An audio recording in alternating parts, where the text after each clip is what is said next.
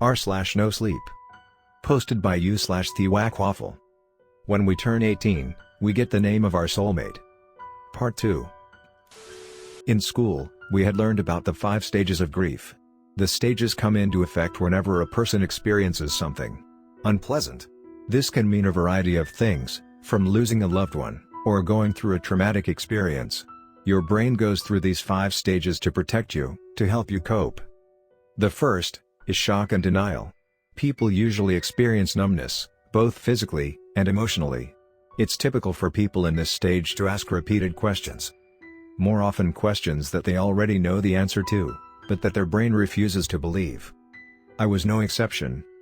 The dark-haired boy was still speaking, although his words landed on deaf ears, for the person he was trying to talk to was currently going through the first stage of grief.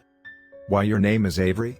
I interrupted, my voice quiet, but cutting as I pushed myself up into a sitting position, feeling uncomfortable laying on my back. The boy looked at me, exasperated and annoyed as he realized that this was the only piece of information I gleaned from his words. "Yes. My name is Avery. Did you get any of what I just said?" he asked as his eyebrows furrowed, irritation leaking into his voice. An embarrassed flush crept up my face as I dropped my eyes. Some of it," I mumbled, my face so hot that I was sure that he could feel the heat radiating off of me. I could hear the small sigh that he made, followed by rustling. I took a chance and looked up, where I saw Avery rustling around in a black bag for something. "Look, I know this is confusing. I'll explain everything later, but right now, there's no time. We've already made too much noise," he said hurriedly with another paranoid glance over his shoulder. Looking back, he finally removed 2 things from his bag. "You're going to need this, put it on," he said, tossing one to me. I caught it, turning it over in my hands as confusion etched onto my face. It looked like a mask, but with no holes for the eyes or mouth, or a strap at the back. It was stark black, and weirdly smooth, made of a material I didn't recognize. "What is D?" I started to ask, but his voice cut me off. "Do you trust me?" he said suddenly, his dark blue eyes pressing into mine. I swallowed. Thoughts raced across my mind as I tried to sort through them. There was no time for logic, not now. My dad had always told me to be logical, and think with my head instead of my heart. I was trying so hard to listen to my head, but my heart was louder. "Yes," I said quietly, so softly that I thought he wouldn't hear me, but the relieved expression that washed over his face told me that he did. "Then please, put the damn thing on. Questions later," he said softly, some of the impatience leaving his voice. Without another word, I held my breath and put the mask-like thing up to my face. It was one of the oddest experiences I had ever felt. It felt like a suction cup attaching itself to my face, so tightly it was as if the mask was merging with my face. The no holes for the eyes or mouth proved not to be an issue, since I got to breathe perfectly fine, almost as if it wasn't on at all. I looked up to see if Avery had his on, and when I looked up, I had to stifle a gasp. It was like his face had completely disappeared, a black oval where his face should have been. It was beyond unnerving, merely looking at it sending a chill throughout my body. "Is that what it looked like on me? Ready?" he asked, seeing I had put it on. Hearing him speak without seeing his mouth was creeping me out, but I didn't say anything and instead just nodded. He extended a hand out, seeing that I was still on the ground. I hesitated for only a fraction of a second before I took his hand, letting him pull me to my feet. As soon as my hand touched his, I felt a shot of warmth, startling me slightly, but leaving me as soon as he let go. "Stay with me, and stay quiet," he said softly, swinging his bag back onto his back, turning to start walking. As I started to follow him, I looked up, at last trying to get a picture of my surroundings, to hopefully get some information to where the hell I was. I was not prepared for what I saw. It was the city. I tried to keep walking so as to not get too far behind Avery, but my eyes were glued to the side in front of me. It couldn't be. Could it? My thoughts were racing, and to confirm, I looked behind me. The body of water that Avery had just pulled me out of was the very same one that I had gotten thrown into in the first place. My heart was pounding as I looked around me. It was an exact replica of the city, but it was distorted. Every building was drained of color, almost everything in sight being a different shade of black or gray. On top of this, every few seconds something would glitch. Like a lagging video game. Like the holograms that were in movies. Something wasn't right. You could feel it everywhere you looked. A sickening sense of unease, of dread with every washed out, colorless building that we passed. I quickened my pace to get closer to Avery. I didn't know where we were going, since we were going into the west part of the city, which I wasn't too familiar with. All my life I had everything I needed fairly close to where I lived, so there wasn't really any reason to explore. I know that Avery told me to not ask questions, but I wanted to know where we were going, if I was going to need anything to protect myself with, since the feeling that I was being watched hadn't gone away since I arrived in this fucked up dystopia. I silently walked faster, until I was next to him. Maybe it was the fact that I had my slip on my mind, but as I got closer I could feel my heart start thumping uncomfortably against my chest. "Hey Avery?"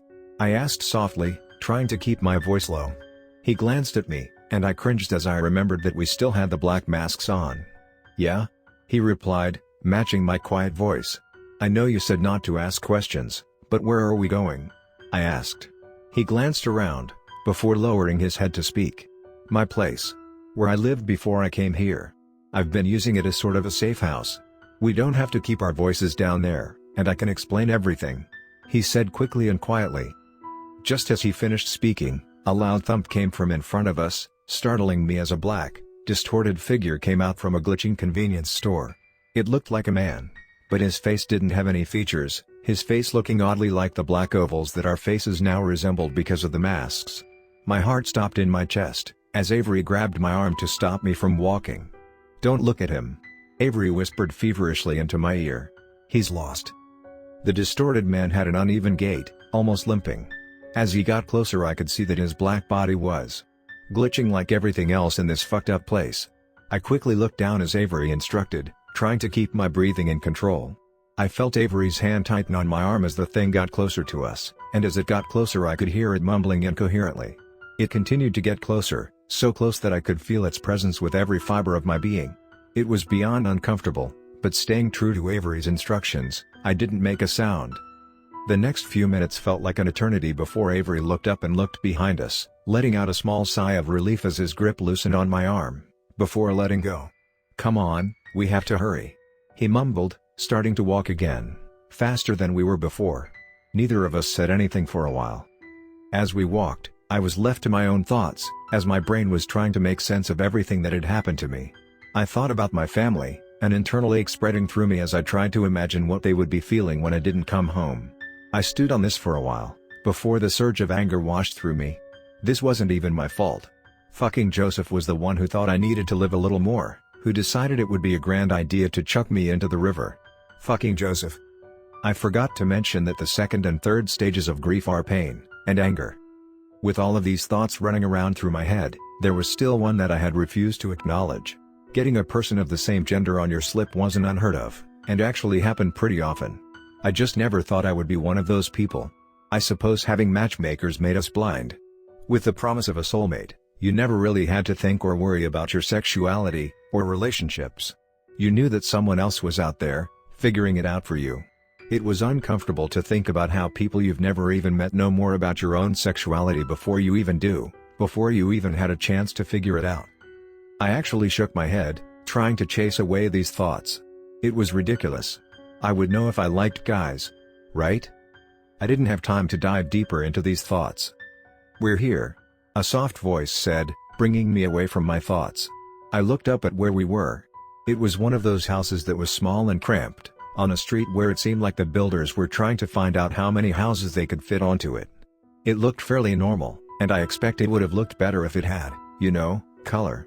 Avery opened the door, beckoning me inside quickly, shutting the door behind us. I looked around, finding a surprisingly neat interior, with bookshelves and couches like any normal house would. Looking around, I was relieved to notice that nothing in here was glitching around like outside, even if it was still colorless. The only odd thing was that there was an empty space in the middle of the living room, like someone had taken away the table, but left the couches. "It's not the nicest, but it's home," Avery said, to which I turned to look at him. Before I could reply, he put a hand to his face, starting to peel his mask off from the bottom. "We can take these off, but keep yours close by," he said, peeling his own off and setting it on the closest couch. I put my own hand to my face, fleetingly wondering if mine would come off, since it felt like it wasn't even there anymore. To my great relief, I was able to feel it, and copied what Avery had done, peeling it off from the bottom, which came off with surprising ease. I set it down on the table next to me, working up the courage to speak. I had opened my mouth to speak, when Avery broke the silence first.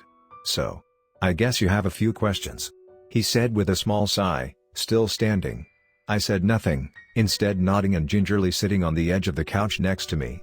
"I don't even know where to start," he mumbled to himself, eyebrows knitting together as he started to pace. Courage bubbled up, making its way to my throat. "How did you end up here?" I asked, making him look up, his face relaxing as if he was relieved to have somewhere solid to start his explanation. "Well, I broke a rule," he said with a sigh. I said nothing, fully prepared to not speak until he was done. The thirst for information, for an explanation was too great.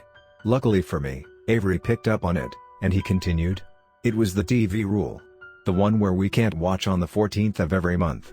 "I was such an idiot," he said, shaking his head as he resumed his pacing. "I got pulled through. It happened so fast. I was sitting on that couch actually." He gestured to the one I was sitting on with a tight smile. "I turned it on, and it was just static. I realized then what I had done. Before I could fix my mistake, something was coming out of it, something solid. It grabbed my shirt and pulled me through, into the TV, where I landed here. I thought nothing had happened since I was still in my house. Until I realized that I wasn't," he said, his voice starting to get heavy. He paused, and he didn't need to say any more. It was perhaps a combination of sympathy or curiosity that was too overwhelming for me to stay quiet. "What is this place?" I asked quietly. Avery gave out a small sigh, coming around to sit on a chair opposite to where I was sitting. "I don't know what to call it. As you saw, it's an exact replica of where we lived. I've explored, and every detail is exactly as it is in the real world, but with obvious differences," he said before meeting my eyes. He seemed to know what question I wanted to ask next. "Ever wonder why we didn't have jails?" he asked softly. He didn't wait for my answer. "I call them the lost ones. The people that get thrown in here, they lose themselves after a while. They turn into what you saw on the way here. Altered versions of themselves, no identity, no remnants of their past selves. They are hostile, angered, and are capable of much more than you could ever imagine." I swallowed. "This is the jail that we never had up there. Made for the rule breakers and people who threaten their precious utopia. They get left here, left to waste away, to spend the rest of eternity here," he said bitterly. "They are nightmares, beings of their worst possible selves that have no feelings, no nothing. They are fueled off of their worst qualities, and are trapped in their own heads." This time, it was Avery that swallowed.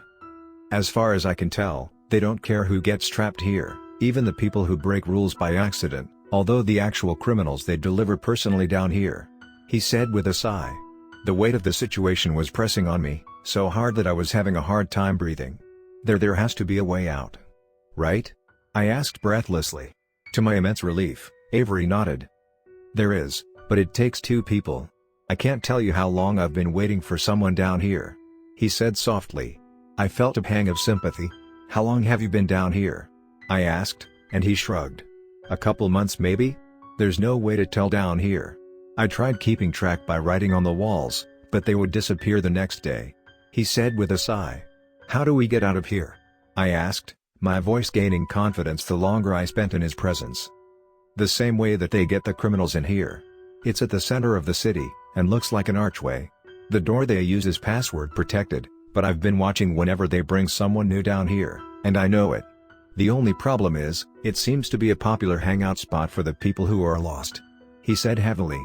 "The masks that I had you put on are to blend in with them, but it only goes so far, and only really works when there's a few of them around."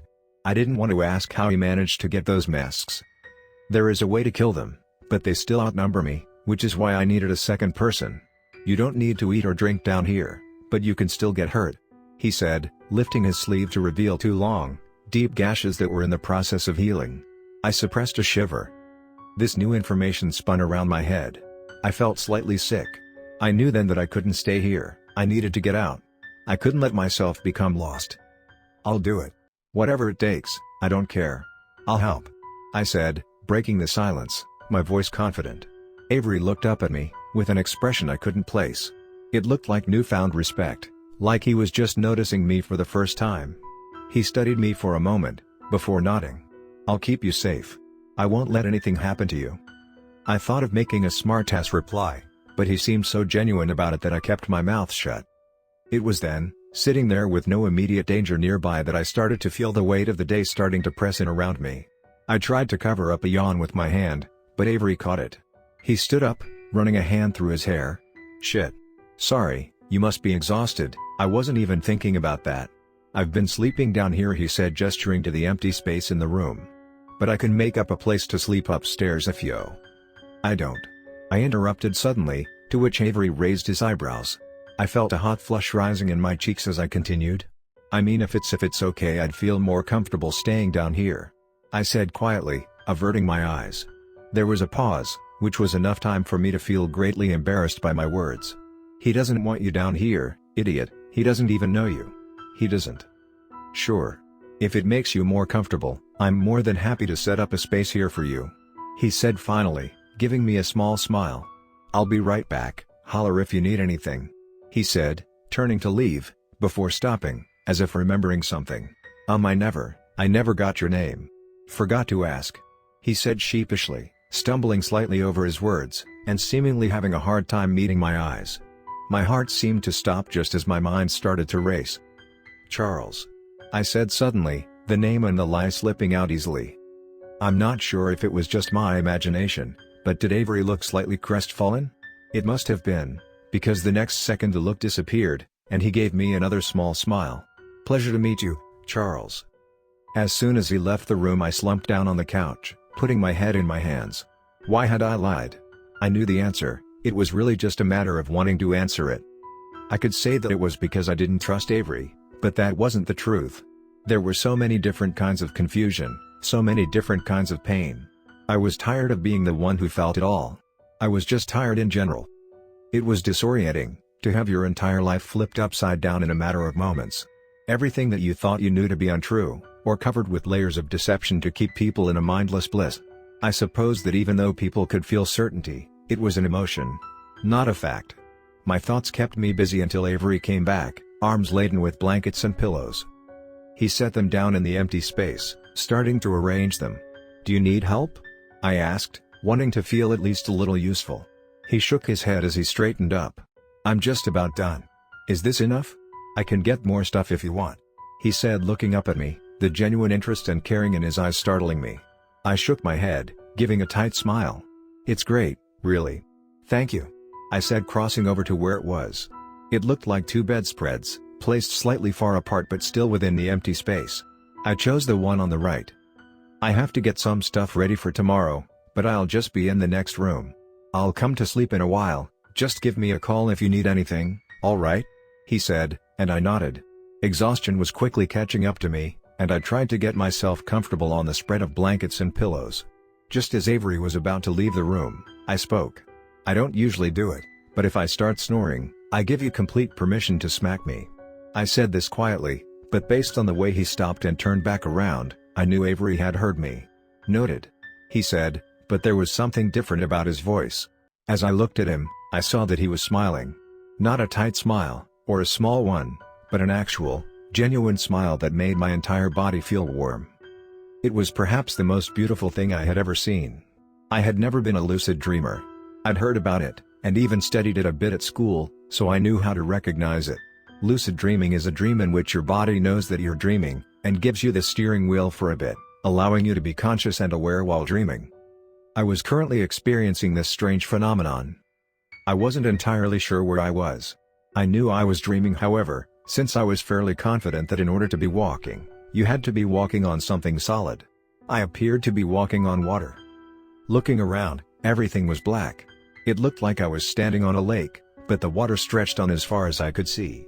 The water rippled underneath my feet with every step I took, and looking down, I couldn't see the bottom of whatever kind of water I was standing on.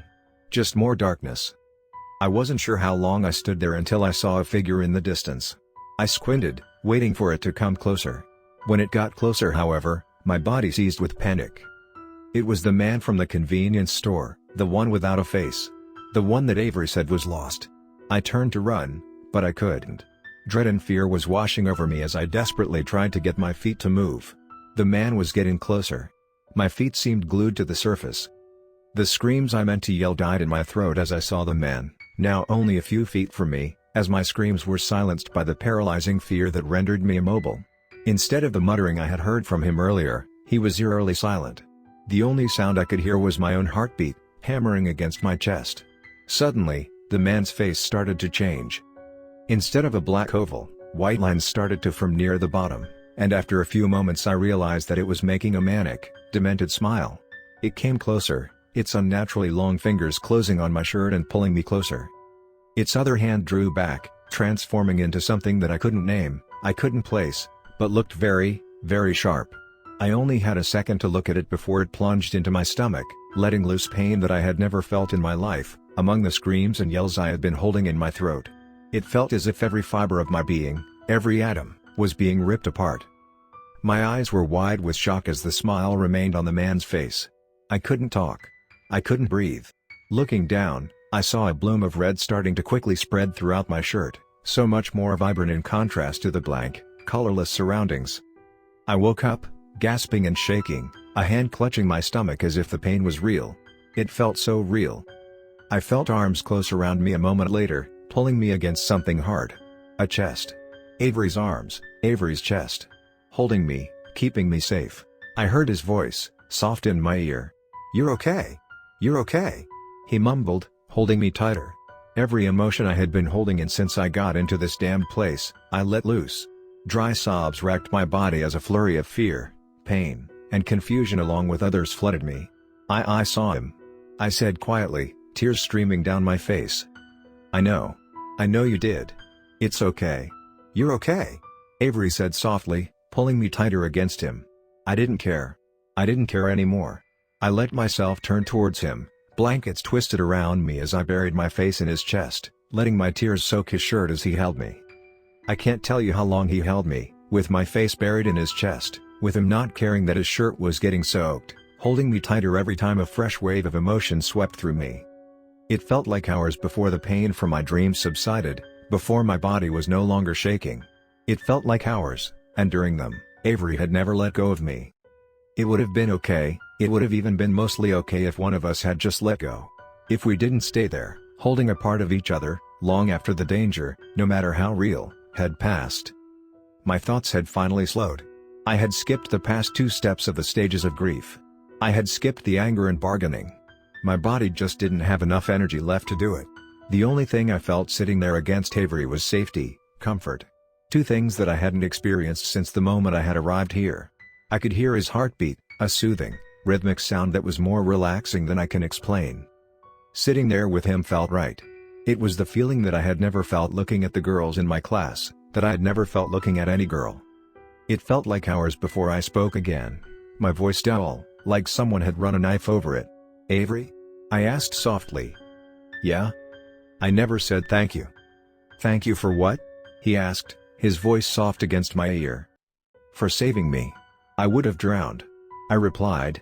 I didn't need to explain further for him to understand what I was talking about. "You don't have to thank me for that. I know if you saw me hurtling out of the sky into a river, you would have done the same," he said, and this time, I could hear the smile in his voice. I smiled, a tired, but genuine smile. "True. I wanted to say thank you anyway." "Well then, you're welcome anyway." I laughed, but it came off more of a huff. There really should be a word for a laugh that ends as soon as it starts. I didn't want to leave the position that we were in, but I wanted to spend more time with Avery somewhere where we weren't in danger of becoming lost, or stabbed. "Avery?" I asked again. "Yes?" "I wanted to go home," I said quietly. There was a pause. "Let's go home then." What I assumed was the next few days were spent going over the plan, or what I assumed was a few days since no time cycle. Avery drew up the city center, and where the lost one congregated the most heavily. He gave and showed me how to use the weapons that could kill them. "These are the weapons that I found near the door. The people that come down here have a stash. This is an ontological gun," he said, handing me what looked like a regular handgun. He explained before I could ask. "I know it looks like a regular gun, because it is. The only difference is how you think about it. I don't need to tell you that this place is weird, and that regular, logical rules don't apply. If you shoot this at them, they simply cease to exist. They go away, but only if you believe it to be true." At my confused expression, he tried again. "It sounds really, really stupid, but it works. If you believe that you can make them cease to exist by shooting this at them, It'll work." His navy eyes pressed into mine, silently pleading for me to trust him. I did. Nodding, I took it from him. I didn't know how the hell this was supposed to work, but I trusted him. Something had happened after my dream, after we had stayed interlocked for who knows how long. Something unspoken. He no longer felt like a stranger, or just a person who shared the same name that was on my slip. It felt like I had known him my whole life. Along with planning and preparing, Avery had opened up greatly, letting me see more into his life, both past and present. It was comforting, knowing that we were both more comfortable conversing with each other, often teasing and cracking jokes, something that seemed impossible while we were stuck in this hellhole. I let myself notice things about him, how his mouth twisted to the side when he was deciding to laugh at something, how when he smiled, you could see that he had dimples, or when he was thinking about something, he tapped his fingers lightly against a surface. Being around him just filled me with such warmth, that it made it harder when I tried to work out how I was going to tell him that I lied about my name. I tried not to think about it. The night before we were going to put our plan in action, neither of us could sleep. At first, it was disorienting going to sleep without any sleep/wake cycle, but I got used to it, just going to bed whenever I felt tired. I lay next to Avery, who I could tell wasn't asleep either. "Avery? Charles?" he replied, to which I internally cringed. "Are you nervous?" I asked quietly. There was a pause. "A bit. Do you want to push it another day to go over it again?" he said finally, to which I shook my head, sitting up slightly to look at him. "No, I just would feel a bit more comfortable if I knew how the guns worked," I said, a small smile tugging on my lips. Avery rolled his eyes. "If you had played Destiny, I wouldn't have to explain. It's pure theory, and I don't know how they developed it, but it works." "All right, nerd, I trust you," I said, sitting back, grinning as a pillow hit me in the chest. I paused, looking over at him. "I don't know about you, but I'm gonna get the hell away from this city as soon as I can when we get out. I've had enough of this nonsense for a lifetime," I said, watching as Avery propped himself up on his elbows. "Me too. I'll keep in touch with my parents and everything, but it's been ruined. The image I had of the place I grew up in has just been completely ruined. I don't think I can stay here and be happy," he said, and I nodded. "At least we got our slips first," I joked, but to my surprise, Avery blushed, looking down at the ground. "I dunno, I think it's a bit of bullshit. I used to think it was real, but now. I mean," he said, tripping over his words, still avoiding my eyes. "They can't control chemistry, they can't control you feel safe and uncomfortable around," he said, his voice getting quieter. It was so out of character that I couldn't find my own voice to speak. Was he saying what I thought he was saying?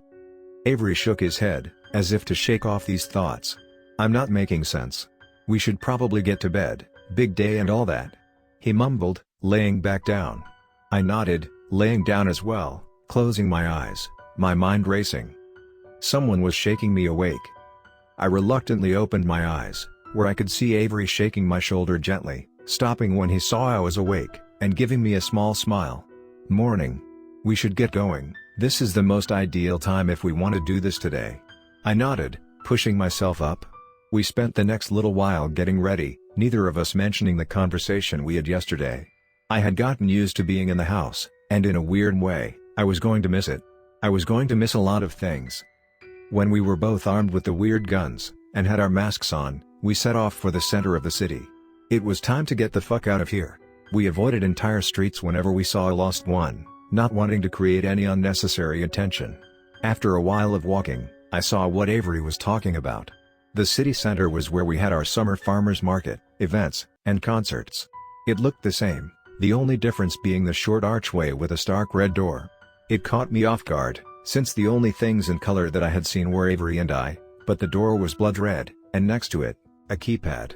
The archway was a good ways away from where we were, and already I saw lost ones milling around, the same, unclear mumbling filling the silence. "Remember, we're going to try to get as far as we can without the guns, but if they notice us, then start shooting," Avery mumbled into my ear. I nodded.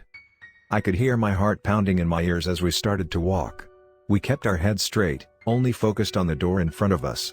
As we walked a few meters, we realized that we greatly overestimated the amount of time we had before they noticed us. It was just like in my dream, their black faces starting to develop white lines.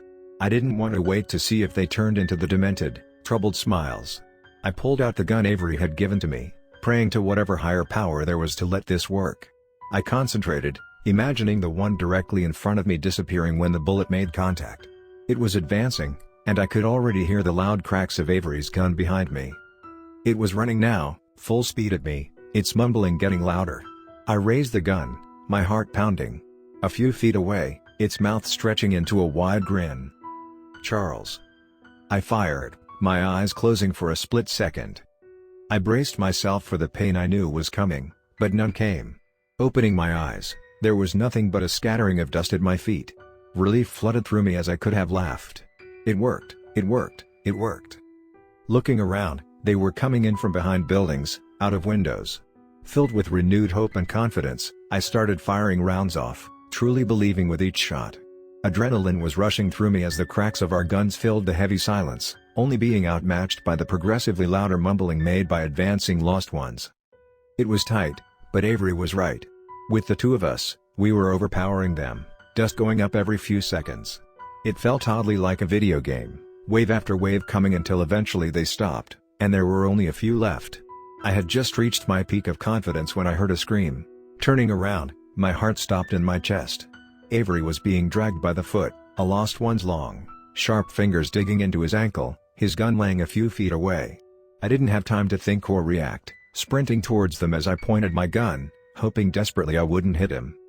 I wouldn't be able to aim properly while running. I stopped, trying to level the gun, trying to stop my hand from shaking. I took a breath, and fired. The cloud of dust that replaced the thin, black body was probably the most beautiful thing I had seen in my life. I sprinted over, where Avery was wincing horribly as he tried to turn himself around. Avery heard me coming, and when he looked up, he wasn't looking at me. "No, no, no. Charles, Charles, behind you!" he yelled, the panic clear in his voice. Stopping and turning around, my heart seemed to stop for the second time. It was the man from the convenience store. The one from my dream. It looked like he was the only one left. "You can do this," I thought to myself. I raised my gun, firing at him, right in the chest. The bullet passed through like an ordinary bullet. Panic was rapidly flowing through me now as the man came closer. I tried to move, but my feet felt glued to the ground. "Oh no! No, no, no! Not again!" I could hear Avery behind me calling my name. The man was slowly advancing, knowing that I wasn't going anywhere. The white lines appeared on his face. My voice felt stuck in my throat. His arm was pulling back, turning into the thing from my dream. Avery's calls got louder. The man was a few feet away. Grabbing the front of my shirt, the white lines transformed into a smile. The corners of its mouth stretched wide, to either corner of its face as drawn-on teeth appeared. I knew what was going to happen next. The pain was unbearable. I was certain I was being ripped apart, being set on fire from the very depths of my body. White-hot pain clouded my vision, so badly that I didn't even notice when it was over. I didn't notice the puff of dust appear in front of me, the loud crack that went with it. I didn't feel it when I sank to my knees, feeling something hot and wet spread throughout my shirt. It took me a minute to notice the hands, grabbing at my shoulders, tipping me back. It took me a minute to notice the tears, slipping down Avery's face as he bent over me. "No, no, no, no. Charles, Charles, please. Stay with me, please," Avery whispered, silent sobs racking his chest as he started to rip at the bottom of his shirt, pulling away a piece of fabric to press on my stomach, his other arm cradling my head. I can't lose you, Charles," he whispered, his shoulders shaking. "That's not," I whispered. Avery's eyes flashed to mine briefly as he started to rip off another piece of fabric. "What?" "My name, it's not Charles," I said softly. "What are you talking about?" he asked, tears streaming silently down his face as he desperately tried to control the bleeding. I lied. "My name is Theodore. I wanted you to like me for who I was. Not because my name might have been on your slip," I whispered. Exhaustion and coldness starting to seep into my body. I saw realization pass through Avery's eyes, saw him putting the pieces together. I don't care. Please. I can't lose you. We'll get you back to the house. We'll patch you up, just please don't go," he said, his voice breaking on the last sentence. "You've come too far. The door's right there and more lost ones will be back. Just go," I said softly. "Fuck that. I'm not leaving you here," he said sharply, looking over me, seeming to make a decision. He slid his arms under me, lifting me up and holding me like a little kid, being careful not to touch my stomach, where the red stain was getting progressively wetter. He carried me over to the keypad, his hand shaking as he put in the numbers. "Ready?" he asked softly. I didn't have the energy to do anything but nod. He put in the last number, and the door swung open. I winced as white light flooded my vision, and as I felt Avery step through. My eyes closed as warmth spread through me, and I let myself drift out of consciousness. I could hear footsteps around me, people talking in low voices. My eyelids fluttered open. "Ah, Mr. Shillings. We've been expecting you."